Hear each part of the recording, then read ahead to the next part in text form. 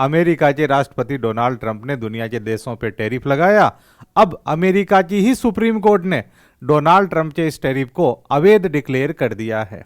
Supreme court ने कहा कि राष्ट्रपति को इस प्रकार से टैरिफ लगाने का अधिकार ही नहीं है। यह अधिकार तो अमेरिका की संसद के पास में है।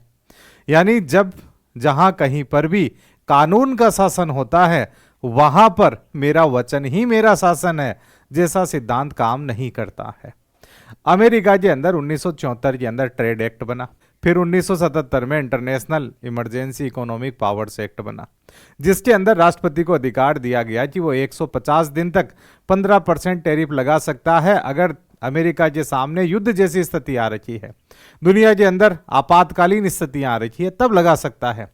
लेकिन पिछले साल परिस्थितियां सामान्य थी, डोनाल्ड ट्रंप की सनक थी और टैरिफ लगा दिया गया। अब इसका भारत को तो यह फायदा होगा कि जो 18% रेसिप्रोकल टैक्स लगाया गया था वो अब भारत पे नहीं लगेगा। रिफंड होगा या नहीं होगा यह सुप्रीम कोर्ट ने क्लियर नहीं किया है।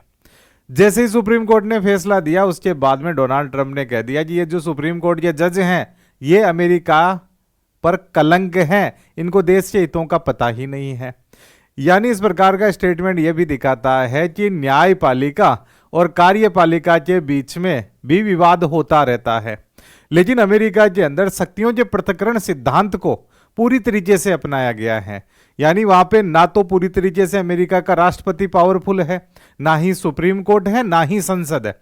आपस के अंदर शक्तियां इस प्रकार से डिस्ट्रीब्यूट की गई है कि एक दूसरे को वो बैलेंस करे और वो हमेशा ही उनके देश के पक्ष में हो।